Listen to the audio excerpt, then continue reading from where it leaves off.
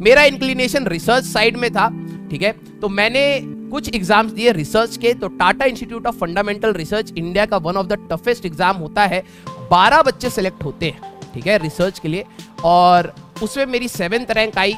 Gate फोड़ा, फिर UGC net फोड़ा, एक हमारा जेस्ट का एग्जाम होता है वो बाद में मैंने फोड़ा। मैंने अपने टाइम पे 10th क्लास में, ठीक है, 94% स्कोर किए थे और 12वीं क्लास में हमने 97% स्कोर किया था। 12वीं क्लास में मैंने कोई पर्सनल कोचिंग या कुछ भी नहीं लिया था। उसके साथ मैंने जब आईआईटी का अटेम्प्ट दिया था तब हमारा एक छोटा सा सिलेक्शन हो गया था। छोटा सा सिलेक्शन मतलब बहुत अच्छी रैंक तो नहीं आई थी, लेकिन ये छोटी सी रैंक आ गई थी, जिससे ये पता लगा कि हाँ चलो हम कम से कम उस भीड़ भाड़ में से अलग है, उन लाखों वाली भीड़ में नहीं, एटलीस्ट हजारों वाली भीड़ में तो है, ठीक है। फिर हमने सोचा कि क्यों ना इस चीज को थोड़ा सा और देखा जाए कि क्या हम भी कुछ कर सकते हैं। तो हमने 1 साल का ड्रॉप लिया, मींस 12वीं के बाद 1 साल हम अपने ही दोस्तों से जूनियर हो गए, 1 साल छोटे हो गए एकेडमिकली, और 1 साल ड्रॉप करा कोटा से, ठीक है। वहां पे बहुत अच्छे अच्छे टीचर्स से हमने पढ़ा और वहां से इंक्लिनेशन आया टीचिंग की तरफ भी और आईआईटी की तरफ भी, ठीक है।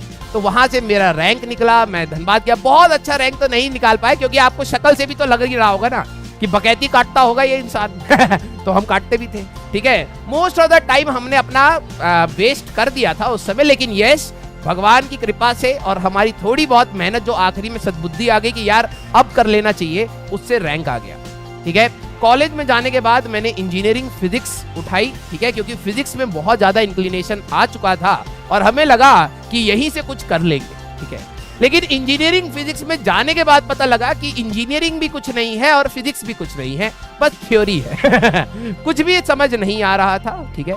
तो फर्स्ट ईयर बहुत मुश्किल से काटा, जितनी बचपन से चीटिंग सीखी थी सारी लगा के पास हुए।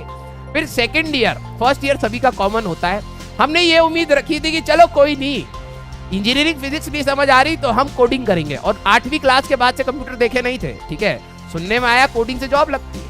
तो हमने फर्स्ट ईयर सोचा कि 9 CGPA लाएंगे, मतलब 90% से ऊपर लाएंगे और हम अपनी ब्रांच को चेंज कर लेंगे, ठीक है। अब हुआ क्या कि 90% तो आए नहीं, और जिनके आए वो महिला मित्र थी हमारे बैच में, एक आध तो रूम में 1-2 दिखती थी, उनके और लग गए 90% और वो और चली गई, तो सारे लौंडे रह गए तो और कल्याण हो गया हमारा। फिर हमने कहा कि चलो अब तब भी सही है, डिस्ट्रैक्शन तो चलो खत्म हो गया हमारे ब्रांच में, सारे के सारे लड़के हैं, सारे के सारे आवारा बनेंगे।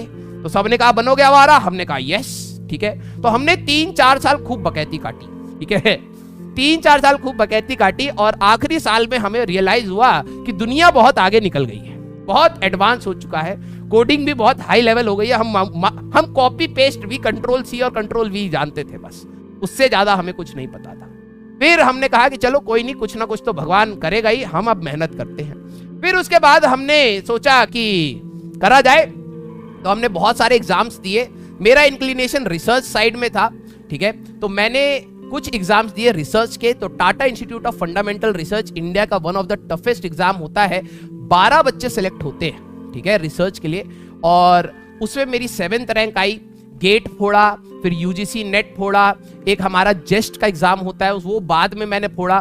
फिर उसके बाद फोड़ने के बाद पता लगा कि भाई अब हम फूट चुके हैं एग्जाम फोड़ दिए, लेकिन अब हमारे में इतना पेशेंस नहीं है कि 5 साल और पढ़ना पड़ेगा, ठीक है, क्योंकि रिसर्च 5 साल की थी।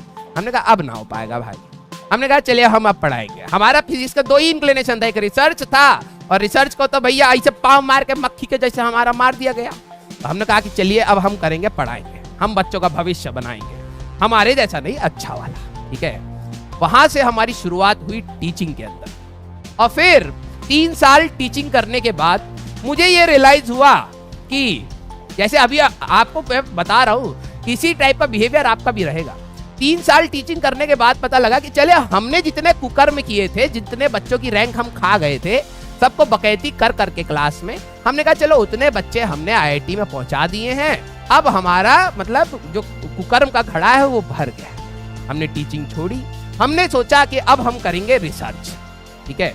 तो हम बन गए मेट्रोलॉजिस्ट, मतलब मौसम विभाग में, ठीक ठीक है। एक मेट्रोलॉजिस्ट होता है, बेसिकली एक साइंटिस्ट होता है जो मौसम का बताता है कि कब मौसम सही होगा, कब खराब होगा। उसमें फिजिक्स लगती है, ठीक है।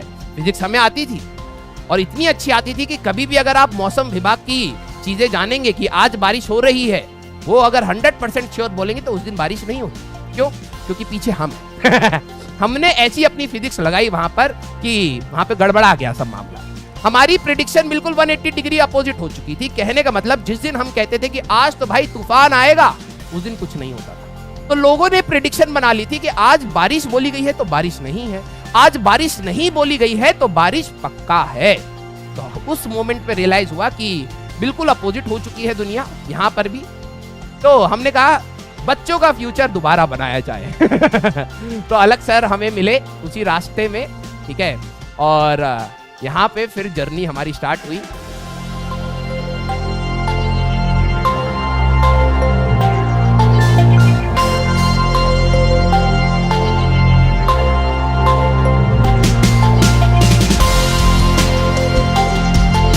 क्वेश्चन रीड करने में कई बच्चों को तो सर एक क्वेश्चन कई बार रीड करना पड़ता है, तब समझ आता है।